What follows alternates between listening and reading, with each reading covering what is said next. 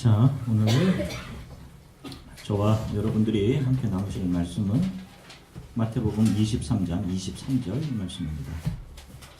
마태복음 23장 23절.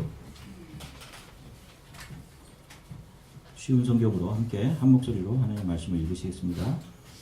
율법학자와 바리새인과 위선자들이여, 너희에게는 화가 있다.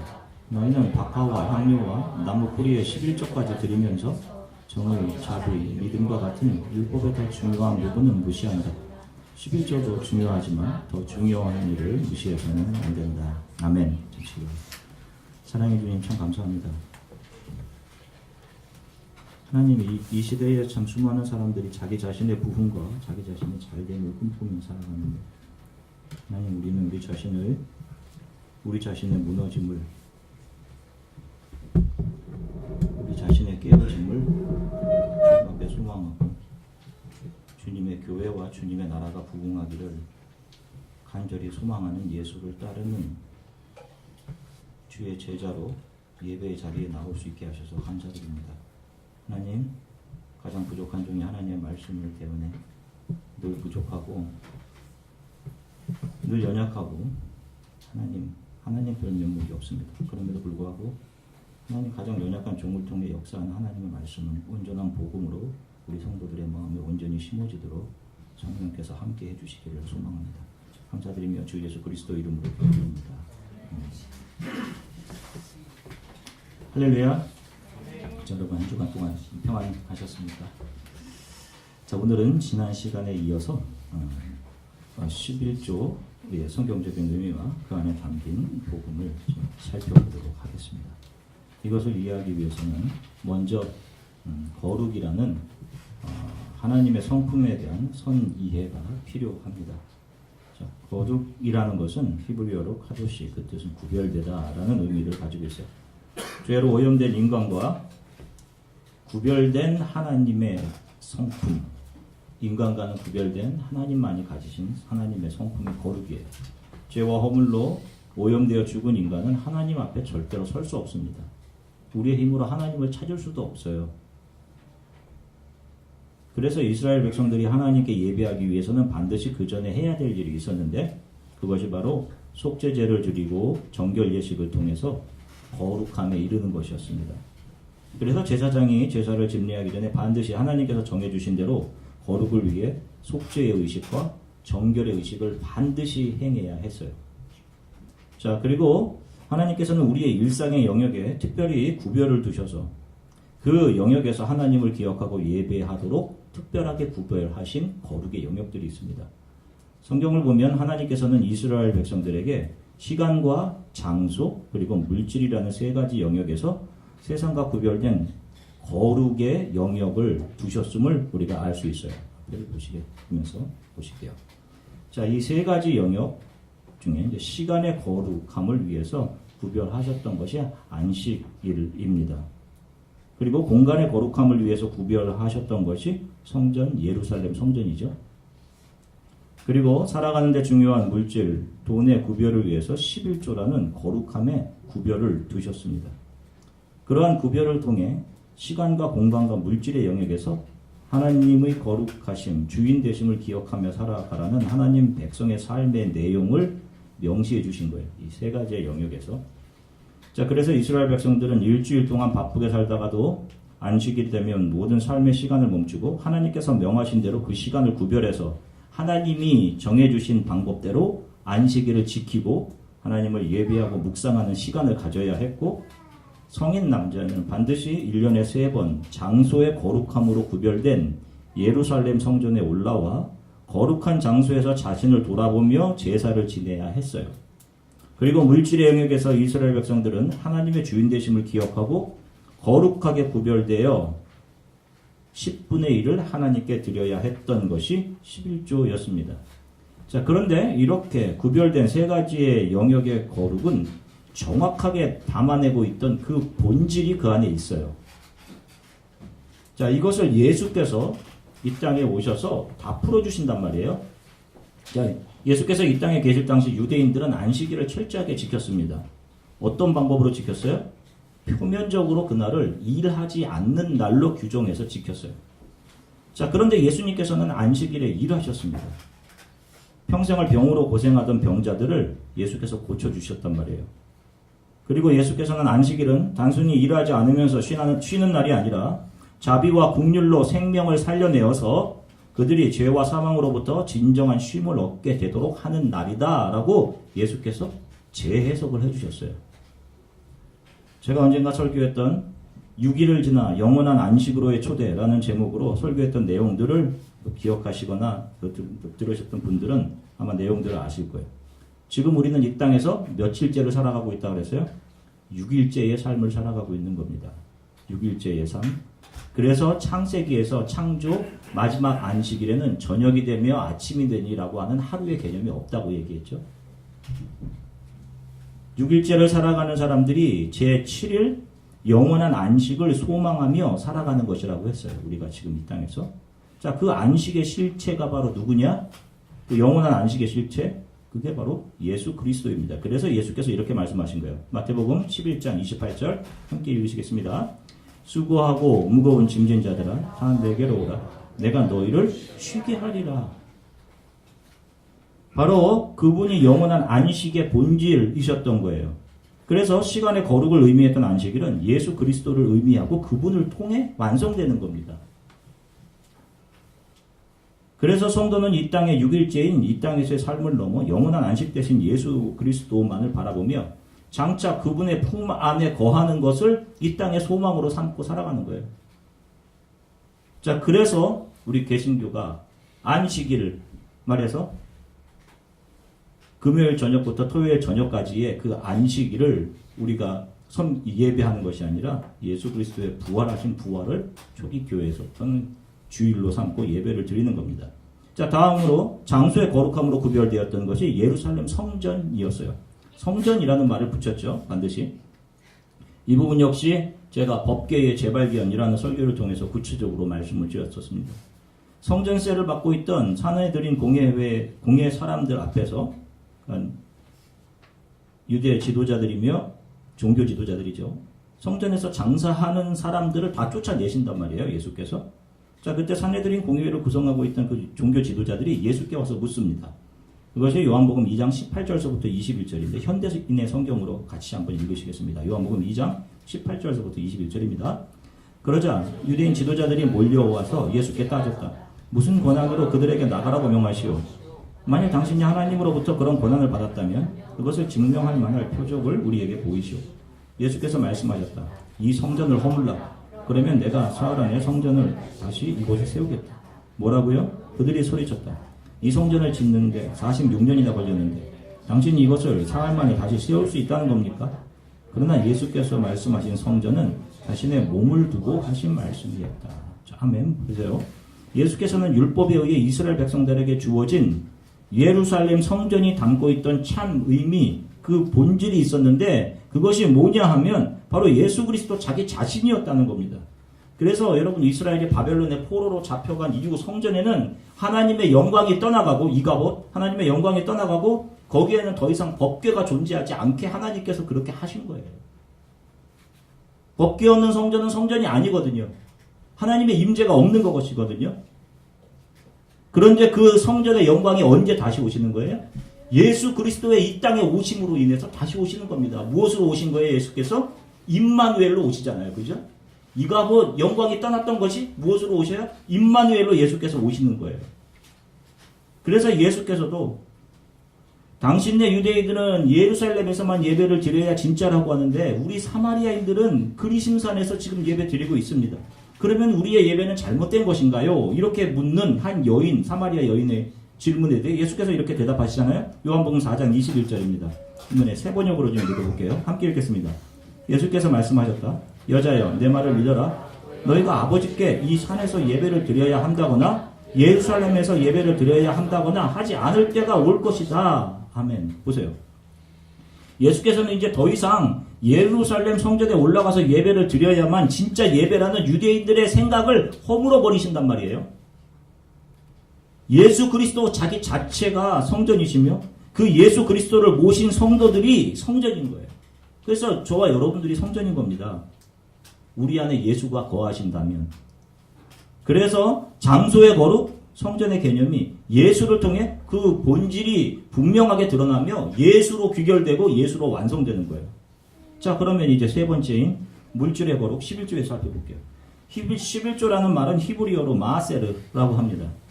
히브리어로 10, 열을 숫자를 나타내는 말이 에세르입니다. 접두사에 마가 붙어서 10분의 1을 가리키는 단어가 11조 마세르예요. 근데 이것은 헬라어로 아포데카토인데 이것은 첫 번째 것을 의미합니다. 이거 잘 들으세요. 만물, 장자를 의미하는 거예요. 그리고 전체를 대표하는 것, standing for the whole, 전체를 대표하는 것. 그게 바로 마세르이고 아포데카토예요. 11조입니다. 자, 전체를 대표하는 것, 죄 지은 전체, 인간 전체를 대표하는 것, 이것이 11조예요. 자, 성경에서 언급하는 10분의 1을 드리는 11조는 세 가지 용례로 사용됐습니다. 세 가지.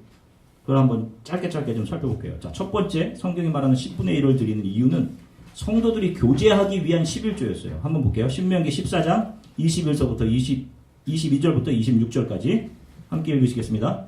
너는 마땅히 매년 토지의 소산의 11조를 드릴 것이며 내 하나님 여호와 곧 여호와께서 그의 이름을 두시려고 택하신 곳에서 내 곡식과 포도주와 기름의 11조를 먹으며 또 내 소와 양의 처음 난 것을 먹고 내 하나님 여호와 경외하기를 항상 배울 것이라. 그러나 내 하나님 여호와께서 자기의 이름을 두시려고 택하신 곳이 내게서 너무 멀고 행로가 어려워 내 하나님 여호와께서 그 풍부히 주신 것을 가지고 갈 수 없거든. 그것을 돈으로 바꾸어 그 돈을 싸가지고 내 하나님 여호와께서 택하신 곳으로 가서 내 마음에 원하는 모든 것을 네 돈으로 사되 소나 양이나 포도주나 독주 등 내 마음이 원하는 모든 것을 구하고 거기에 내 하나님 여호와 앞에서 너와 내 권속이 함께 먹고 즐거워할 것이며. 아멘. 자, 여러분 이런 11조가 있었다는 거 여러분 보신 적 있으세요?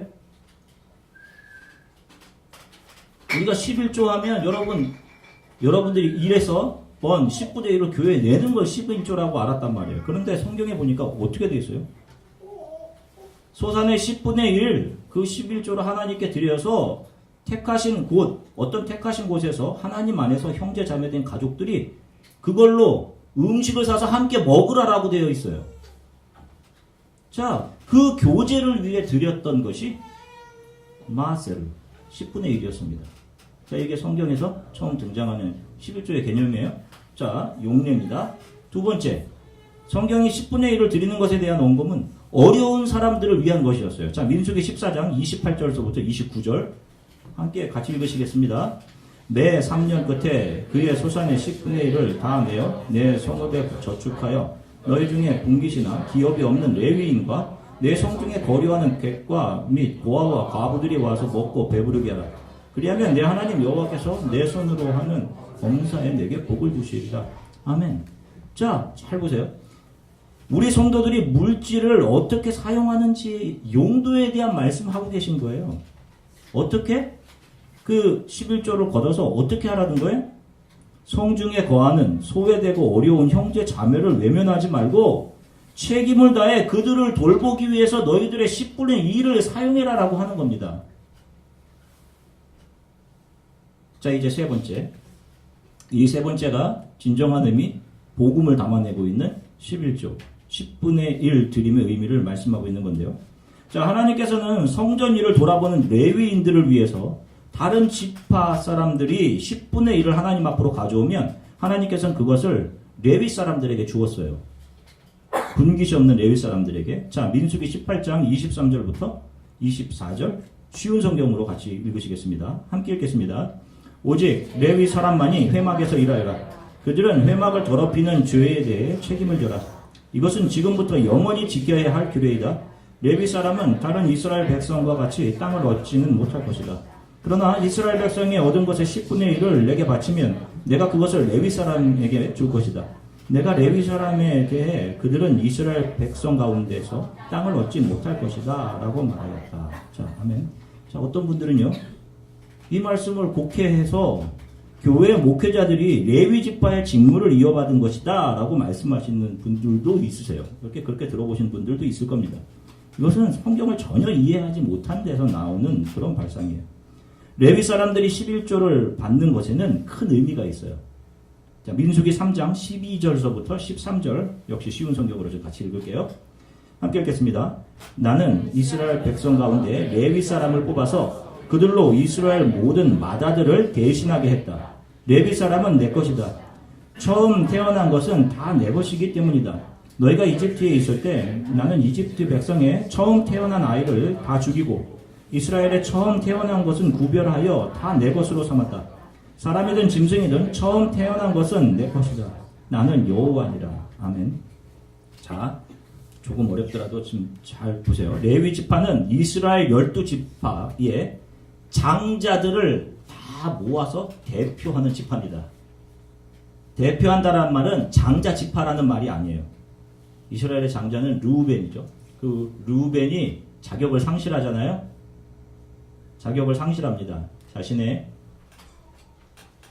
아버지의 첩과 동침을 하는 바람에 자격을 상실하죠. 레위와 시므온 마찬가지로 상실합니다. 세겜에 자기 디나 동생 디나를 욕보인 자들을 가서 할례를 요구하고 그들을 칼로 잔인하게 죽이죠. 그래서 네 번째 유다를 통해서 장자권이 오죠. 이것에 대한 것은 나중에 또 한번 설교를 할 기회가 있으면 좋겠습니다. 자, 레위 지파가 장자 지파라는 의미가 아니라 이스라엘의 모든 지파의 장자들을 다 뽑아놓은 그 장자들의 모임이 레위 지파라는 거예요. 바로 하나님께 드려진 이 사람들은 다 하나님의 소유다라고 된 것입니다. 이집트에서 마지막 재앙인 처음 태어난 것이 죽는 재앙에서 어린 양의 피로 살아난 자들을 대표해서 어린 양의 피 하나님의 은혜로 살아난 전체 이스라엘을 대표하는 지파가 레위 지파인 거예요. 그래서 이들은 레위 지파를 볼 때마다 무엇을 생각해야 되냐 하면 우리의 맏것, 우리의 가장 소중한 것이 죽었어야 되는데 하나님께서 은혜로 살려주셨다라는 것을 레위 지파를 볼 때마다 생각했던 거예요. 이들을 제사장이라고 하죠. 이 레위 지파는 분깃도 없는 자들입니다. 이들에게 주었던 것이 11조 마세르예요.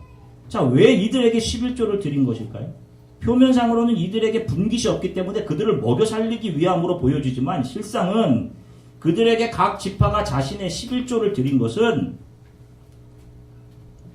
그들을 먹여 살리기 위함이 아닌 자기 자신들의 죽음과 은혜로 살아남을 기억하고 자신들의 생명이 하나님께 있음을 기억하기 위해서 드린 거예요. 그래서 실은 10분의 1이지만 마세르, standing for the whole, 전체를 대표하는 10분의 1로서 그들은 자신의 전부를 레위 사람들에게 준 거예요. 그리고 자기가 살아남을 기억한 겁니다. 레위 사람들을 보면서. 그리고 또 더 중요한 것은 레위인들은 그들이 자신들에게 준 전부를 가지고 성소로 들어가서 자신들의 삶의 전부를 하나님께 드렸어요. 레위인도 마세르 11조를 하나님께 드렸단 말입니다. 그것은 단지 텐스, 타이드 이것이 아니라 전체를 드린 거예요. 자신들의 삶의 전체를. 자, 이 그림을 히브리서에서 정말로 선명하게 보여주고 있어요. 히브리서 7장 25절부터 27절 우리말 성경으로 읽을게요. 같이 읽으시겠습니다. 그러므로 예수께서는 자신을 통하여 하나님께 나오는 사람들을 온전히 구원하실 수 있습니다. 그는 항상 살아계셔서 우리를 위해 중보기도를 하십니다. 이러한 대제사장이야말로 우리에게 합당합니다. 그분은 거룩하고 순결하고 흠이 없고 죄인들과 구별되시며 하늘보다 높은 곳으로 오르신 분이십니다. 그분은 다른 제사장들처럼 먼저 자신의 죄를 위해 그 다음에 백성들의 죄를 위해 날마다 제사를 드릴 필요가 없습니다. 이는 그분이 자신을 드려 단번에 이 일을 이루셨기 때문입니다. 아멘. 자, 지금까지 왔던 구약의 그림들이 여기에 귀결이 되죠? 예수님께서는 자신을 통해 나오는 자들, 자신 그 전부, 마세르, 아포데카토, 11조를 드리는 자들을 자신을 전부를 그 자신에게 나온 자들을 구원하실 수 있는데 그들을 가슴에 안으시고 품으시고 자신이 전체의 대표가 되어서 자기 자신을 단번에 제물로 드려 하나님께 자기 자신을 11조로 드려 그들을 구원하시고 하나님 자녀로 이 모든 성도들을 삼아내시는 내용을 이 히브리서에서 담아내고 있는 거예요. 자, 성경이 말하는 타이드 11조는 예수 그리스도입니다. 하나님의 어린 양을 하나님께서 준비하셔서 하나님의 어린 양이 직접 드려진 것처럼 하나님이 준비하신 하나님의 온전한 11조 타이기이신 예수 그리스도가 십자가에서 온전한 11조로 하나님께 드려지는 거예요. 누구를 대표해서? 죽어야 될 저와 여러분 모두를 대표해서. 그리고 그렇게 하나님의 자녀로 복귀되어서 작은 예수된 저와 여러분 우리 교회와 성도들이 자기 자신을 또 다스는 마세를 11조로 드려서 다른 이들을 위해 자신의 삶을 헌신하고 하나님께 드리는 것이 진정한 11조인 거예요. 그래서 성경은 예수로 거듭난 우리 성도들을 제사장이라고 하는 겁니다. 저와 여러분들을. 왕같은 제사장이라고 하는 거예요. 레위 지파 안으로 저와 여러분들을 편입시키시는 겁니다. 대제사장 되신 예수의 뒤를 따라 우리의 모든 것을 11조로 마세로 예수를 따르는 자들은 예수와 함께 자기 자신을 십자가에 못 박은 너희들은 이런 삶을 살아야 된다라고 보여주시는 거예요. 자, 예수께서 사마리아 여인에게 예배에 대한 말씀을 하시죠. 요한복음 23장, 요한복음 4장 23절에서부터 24절 같이 한번 읽겠습니다. 하나님께 참되게 예배하는 자들은 영과 진리로 예배할 때가 오나니 곧 이때라. 아버지께서는 자기에게 이렇게 예배하는 자들을 찾으시느니라. 하나님은 영이시니 예배하는 자가 영과 진리로 예배할지니라. 아멘. 참 어려운 성경 구절이에요. 정말 어려운 구절이란 말입니다. 지금까지 제가 온 길을 따라서 성경을 보지 않으면 절대로 볼 수 없는 구절이에요. 예수께서는 하나님이 받으시는 참 예배가 뭐라고 이야기하세요? 신령과 진정으로 드리는 예배다라고 한단 말이에요. 푸뉴마티 카이 알레테이아 이렇게 얘기한단 말이에요. 자, 신령이라는 것은 푸뉴마티 성령을 이야기해요. 진정이라는 것은 알레테이아 다시 말해서 실체 진리 예수 그리스도를 가리킨단 말입니다. 성령과 예수 그리스도로 예배 드린다는 게 도대체 뭐예요, 여러분? 뭐가 성령과 예수 그리스도로 예배를 드린다는 겁니까? 구약의 제사에서 없어서 안 되는 것이 두 가지입니다. 어린 양과 우리의 죄를 전가하는 어린 양과 그 양을 태우는 구별된 불입니다. 우리가 지금 성경을 따라오면서 읽으시는 분들은 알겠지만 아론의 제사장이 잘못된 불을 가져다가 드림으로 그들이 죽는단 말이에요. 구별된 불과 우리의 죄가 전가되는 어린 양이에요. 이 두 가지 요소가 반드시 중요한 요소란 말입니다. 그 예수 그리스도를 상징하는 양, 나의 죄, 나의 교만, 아픔, 슬픔, 지독히 이기적인 이 모든 것들이 그 양에게 전가되어 그것이 제물로 드려지는 거잖아요. 그죠? 우리도 마찬가지입니다. 예배를 드릴 때 내 안에 있는 죄들이 다 예수 그리스도께 전가되어야 돼요. 내 슬픔, 세상 속에 정착해렸던 마음들, 나의 교만함, 자기 사랑, 이 세상을 사랑함, 그것이 이 예배를 드릴 때마다 예수께 얹어져서 그것이 성령으로 소멸되는 제사만 참 예배인 겁니다. 여러분 여기 와서 내가 원하는 것만 하려고 하고 원하는 소원만 아려고 돌아가면 백날 그것은 드려도 예배가 아닌 거예요. 내 편의대로 예배당 나오고 내가 듣기 좋은 소리 듣고 돌아가서 인간에 대한 자부심만 더 느끼는 것, 이런 것은 예배가 아니란 말입니다. 내 죄가 보여지고 나의 부족함, 무능함이 보여져서 그것이 예수께 전가돼야 되는 거예요. 그래서 예배 때 말씀으로, 찬양으로, 기도로 우리의 죄, 우리 안에 있는 슬픔들, 연약함들을 드러내시는데 여러분들 이걸 들으셔야 되는 거예요. 그리고 그렇습니다. 지금 내가 이런 상태입니다. 내가 이런 사람입니다. 예수님 저를 긍휼히 여겨주세요. 그 자리까지 가야 되는 거예요. 이게 귀가 즐거울 리가 없어요, 여러분. 그래서 저도 설교를 준비하면서 정말 듣기 싫은 겁니다. 내 안에 있는 것을 무너뜨려내는 거기 때문에, 복음이 그렇기 때문에 그래요. 내가 11조가 돼야 되기 때문에. 그래서 절대로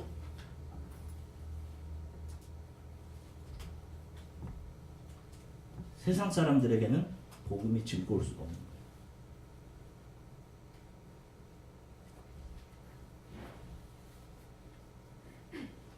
우리에게 좋은 이야기들은 내가 좋다라고 평가하는 것들은요. 여러분들의 가능성을 부추기는 이야기들 오히려 해민 스님이나 성철 스님 이런 분들이 더 잘하실 수 있어요. 예배 때마다 여러분 우리 안에 있는 것이 예수께 전가돼야 됩니다. 한 주간 동안 여러분 가졌던 모든 것 괜찮아요.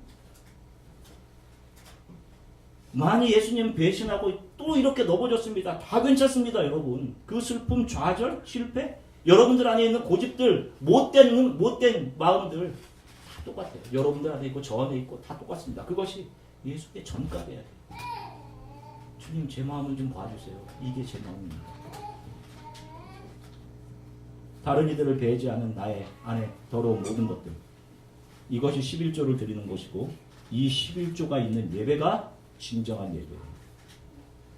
11조를 폐기해야 된다 이렇게 말하는 분들도 있어요. 이거 역시 아주 잘못된 겁니다. 여러분 11조는 우리가 지금까지 성경을 쭉 이해하면서 보아온 바에 의하면 11조는 폐기되어야 하는 것이 아니라 예수에 의해 완성되었고 그 완성된 11조가 그분을 통해 작은 예수된 성도들이 자기 자신의 삶을 들여 또 다른 작은 예수들을 이 땅에 잉태해냄으로 주님 앞에 서는 순간까지 계속돼야 하는 성도의 어깨에 얹혀진 십자가이며 의무인 거예요.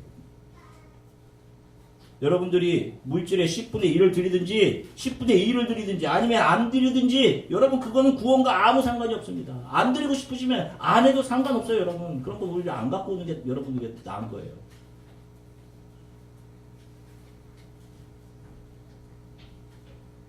우리는 아무 조건 없이 저항할 수 없는 하나님의 은혜로 구원을 받았기 때문에 우리의 모든 것이 하나님의 것입니다라는 것을 고백하면서 우리가 하나님 앞에 무엇인가를 가지고 오는 거예요. 그럼에도 우리가 부분으로서의 전체인 돈이나 물질을 하나님께 드릴 수 있는 것은 아까 구약에서 살펴본 11조의 첫 번째, 두 번째 용례 살펴보았듯이 내게 있는 모든 것의 주인이 내가 아니라 하나님을 고백하며 예수 안에서 공동체 된 함께 형제 자매된 우리가 우리 안에 어려운 자들을 서로 책임지며 서로를 위로하고 격려하는 교제를 위해서 여러분들의 물질이 사용될 수 있는 겁니다. 그래서 예수님께서 오늘 본문에서 우리가 맨 처음 마태복음 23장 33절 본문 처음에서 읽었던 것처럼 율법학자들과 바리새인들에게 구제를 위해 드리는 10분의 1도 중요하다지만 하나님 앞에 자기의 모든 것을 다 드리는 긍휼과 자비를 받은 자들이 자신의 삶을 다 드려 다른 이들을 예수의 긍휼과 자비로 감싸 안아내는 그 삶이 더 중요한 거다. 이런 말씀을 하시는 거예요. 그래서 이것도 하고 저것도 해야 된다. 이런 말씀을 하시는 겁니다. 너희들 그거 내서 구제하는 것도 중요해. 그래 그것도 해. 그렇지만 그거는 이 땅에서의 것에 얻는 것인 거야. 하나님의 나라를 얻기 위해서는 너의 모든 것을 드려내는 11조를 해라. 라는 것을 역설하고 계신 거예요. 사랑하는 성도 여러분, 매 예배 때마다 저를 포함해서 우리 조한의 교회에 계셔 교회 나와서 예배드리는 모든 분들 우리에 있는 것이 예수께로 전가돼야 돼요. 그 예배를 그 예배만 하나님께서 받으시는 겁니다. 돈을 드림으로 구원받지 못해요. 여러분. 그런 것으로 혹여 이 세상에 속한 아주 작은 것 얻을 수 있을 뿐이에요. 내가 드려짐을 통해 우리는 하나님의 자녀가 되며 그분의 은혜와 사랑을 뼛속 깊이 알게 되고 그들이 자신의 소유 개념을 세상 사람들은 전혀 이해하지 못하는 용서와 은혜 그리고 감사로 이해하며 살아가는 거예요. 나의 소유가 용서, 은혜, 감사 이것으로 이해되면서 자기의 소유가 다른 사람에게 100달란트로 평생 흘러가게 되는 거죠. 100데나리온으로. 그래서 거저받았으니 기쁘게 거저줄 수 있는 것이고요. 여러분 이런 삶을 살아가시기를 주 예수 그리스도의 이름으로 간절히 축원합니다. 잠시 함께 기도할게요. 오늘 우리가 이곳에 와 있는 이유가 뭔가 좀 생각해 봤으면 좋겠어요. 여러분 습관처럼 신앙생활에서도 안 되고요. 우리가 성경을 통해서 보았듯이 하나님이 받으시는 예배는요. 이제 더 이상 무슨 형식을 갖고 와서 하는 그런 것이 아니에요. 우리 자신의 모든 것이 예수께 전가돼야 되는 것이 예배입니다. 그것이 성령의 불로 태워지는 거예요. 기쁨이든 슬픔이든 내 안에 있는 모든 것들이 그렇게 우리 자신의 전부가 드려지는 것이 11조예요. 그 11조가 없는 것은 예배가 아닙니다. 그냥 내가 원하는 소원이나 바램. 예배에 참석했다는 심리적인 만족이나 안족감만 가지고 가시면 안 돼요. 하나님 받으시는 진정한 예배가 무엇인지 우리가 말씀을 통해 이제 알게 되었어요. 나의 만족과 유익을 따라가던 내가 주인 되어 있던 하나님 되어 다른 이들을 함부로 판단했던 나를 주님께 드립니다. 하나님, 이게 제 마음입니다. 내 마음을 좀 도와주세요. 용서하시고 고쳐주시고 이 저를 긍휼히 여겨주세요. 마른 뼈들을 일으켜주시는 하나님의 능력이 내 안에 일어나기를 원합니다. 한 주간 동안 살아가는 가운데 바쁜 가운데도 예배드림과 말씀 묵상함을 게을리지 않게 하는 도와주세요. 이렇게 잠시 함께 기도하겠습니다. 하나님 참 감사합니다.